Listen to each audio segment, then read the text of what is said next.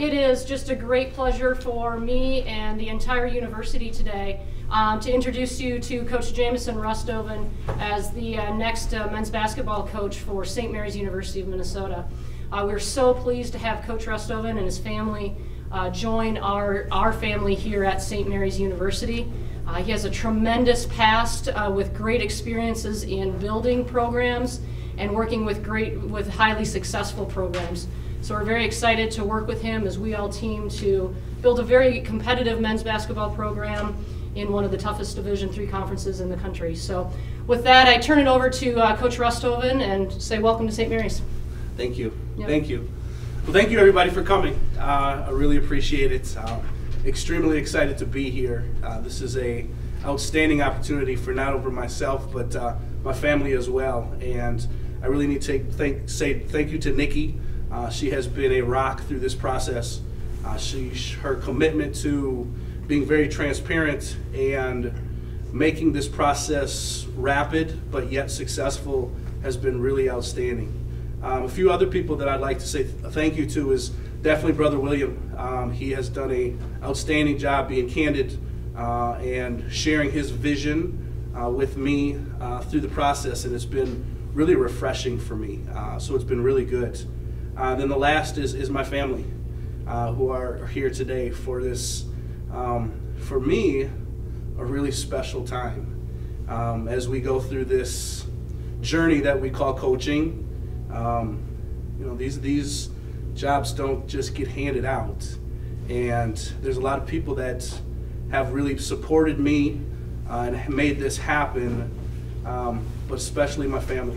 My wife, Heidi, who has been there for all the no's as well as the yeses, and it's been really exciting. And my kids, Trey and Ashley, they're the reason we're doing this because they're really excited. They know this has been their dad's dream, and for them, I really am excited for them because this is a great community, and we're really excited to be a part of this. And I'm just glad to be here. Just really glad to be here. Well, you know what? With my background in the MIAC, especially Twin Cities, you know, St. Mary's, because I competed at Hamlin, we played them quite a bit, and they were always competitive. They've had some really good athletes, but for whatever reason, just the buttons weren't pushed the way I think they could be pushed. So it's really attractive. You know, in going through the process and talking with Nikki, she solidified that, her vision, and then coming on campus and meeting with the coaches that I met with. How could you not want to be here? You know, if there was any doubt whatsoever, the process and the people erased that. So this is the right time. And, you know, as you weigh your options, this became something that was a no-brainer. And for my very first conversation with Nikki, it just felt right. It felt like the right fit. And that's why I'm here. Well, you know what? I don't know if I would say rebuilding. I think it's pushing a few different buttons. You know, we've got a couple of our gentlemen that are in the back of the room that are extremely committed to what we're trying to do. And they've been close. We've got really good athletes, really good students. And with the support and direction we have of the athletic director and the athletic department and the staff, it's going to be very successful. And I'm really excited to see that, not only for myself, but for the guys that have been here, that have tried to put in that time and try to make a difference in St. Mary's basketball. I agree. When Nikki and I first spoke, I was on my way to the state tournament because I was working for Platteville at that time. And I know several coaches down in this area. And I candidly, without tipping any hands, asked them, have you ever seen St. Mary's in your gym? And gentlemen like Chris Fadness over at Austin and Tom Vicks over at Rushford Peterson, or, you know, even Coach Schneider over in La Crosse had said no. And we need to change that. We need to get big recruiting classes. It's Division III, you know, so we don't have athletic scholarships holding them there.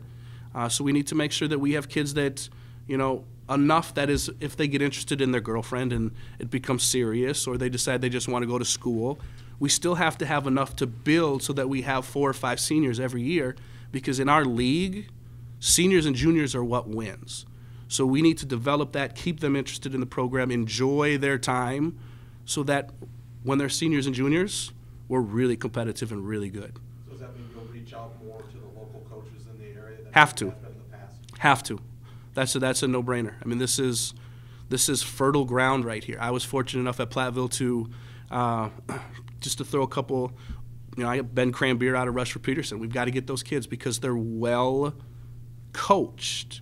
We've got to tap into the kids that are Aquinas. We've got to get into Rochester, whether it's Mayo or John Marshall. We have to get those kids, whether it's Austin, and we need to be a presence for them, because those are the kids right in our backyard. And one of the things that I've been taught and learned, whether it was from my experiences with Tubby Smith to Bo Ryan to just even at Platteville, you have to protect your backyard. And you got to make sure those kids are the ones that are excited to come here, because those will be your foundations. We have an opportunity for them to be a college athlete. And there's not too many student athletes that get that opportunity. And we're in one of the best Division III leagues in the nation. Year in and year out, top of our league competes for the national title. And what they want to be able to do is they want to be able to say they were college basketball players. I mean, I was a college football player, and that's something that will be on my resume forever. And you learn so much about yourself, so we provide them the opportunity to be that. And as we build it, that's what we get to say, is you get an opportunity now. We're asking you to say, do you want to be a college athlete, or do you want to just be a college student? Because there's a really big distinction, and most of the people in this room have great memories of being a college athlete, but there's not a lot of opportunities for that. So we get to provide opportunities for them. You know what? It's all a process. My first experience as a head coach in high school, I learned a lot about myself in coaching, especially in a conference that we were in. During my years at Minneapolis Southwest, we sent 2 teams from our league won the state title 3 out of my 5 years, with Minneapolis North and Minneapolis Patrick Henry. So we had great competition. So I learned how to build a program there, because that program wasn't much different than St. Mary's is right now. We became really competitive and won a lot of ball games. But my direct correlation is going to be the fact that I've been in this league for 5 years. My first year at Hamlin, we finished 10th, and the year that I left to go to Platteville, we finished 3rd. So we made great strides there. And then being at Platteville, which is one of the most storied Division III programs in the nation, it allowed me to see some other avenues of how we do what we need to do to set those foundations to be competitive night in and night out, and to get our athletes to understand what it really takes to win 20 games.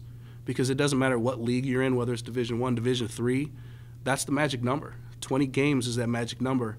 And if it was that easy, you'd look at the end of the year and everybody would have won 20 games. But to win 20 games, you have to commit to yourself. You have to commit to what you need to do, especially this time of the year. And that's going to be a big part of what we need to do. That offseason, that saying where it says championships are won in the offseason, that is extremely true. And we need to embrace that and go with that. For me, it's going to be really difficult to put wins and losses on it.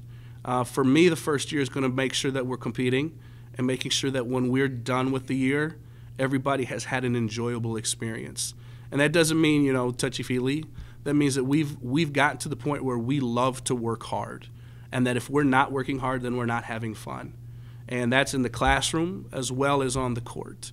So for me, it's going to be those guys that when we're done, hopefully in March, they're going to want to get in the off season, and they're going to want to be in that room over there, the weight room, 2 or 3 weeks after the season, because now that they've had a taste, because once you get a taste, it changes everything. So once they get a taste, then they're going to be in that weight room, committing in the off season, and then that makes it better for the following season. You know, our big goal is to make playoffs. We've never made playoffs here. Okay? We want to make the playoffs. And that's going to be a benchmark to start everything, because after you do that and you establish that success, the rest is all secondary. You know what? This is what I love. Sometimes when you're facing opportunities, you have to choose between skill and love. For me, football was skill. I was very skilled in football. I enjoyed football, and that's what I was recruited for. But my love was always basketball. I played at a high level at St. Agnes and St. Paul. And, you know, we were many times during my career #1 and #2 in the state. But that's where my love was.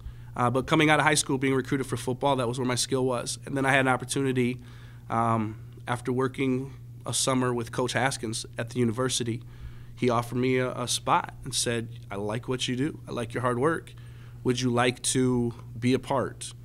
And for me, then that's when the love came back into it and said, okay, skill, it's time to go. Now let's start building this career. And I've been very fortunate to have a great path. The success that I've experienced and been a part of, I've been a part of some great coaching staffs and worked with some great head coaches. You know, I think there's some, I was looking, I think I was been fortunate to be a part of some ridiculous like 700 wins or something like that as an assistant. And it's just, that's the background that I get to bring in here. Because you learn a little bit of everything. I had a couple stops where you've learned what not to do as well. You know, so, you know, as far as my degree go, how can I ask my guys to expect them to be the best if I'm not the best? And for me, it was just been a challenge.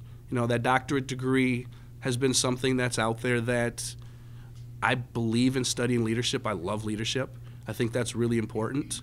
So to have the opportunity to study it and then for myself be in that 1% of people that have that, for me, that's the ultimate saying of, look, I'm the best that I can be, so I want my student athletes to be the best that they can be as well.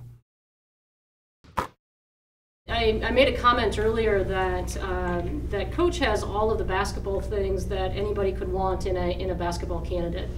But one of the things that really sets him apart is his leadership. And he exudes that in everything that he does. And so it's not necessarily the degree, while that is absolutely outstanding. It's what comes as a result of that studying process.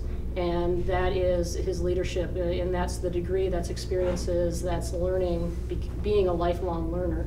And certainly in higher education, including intercollegiate athletics, we always want to be lifelong learners. And so that leadership and that example is outstanding. You know what? We're going to try and solidify the recruits that Todd has brought in. I'm going to try to speak with them before the weekend's out to get to know them a little bit better. Also get to know the team a little bit better. But as far as behind the 8 ball, a little bit. You know, the process had to be thorough, and at this level, we're not behind the 8 ball as much as we would be if it was a higher level, especially considering I really can't work with our athletes right now.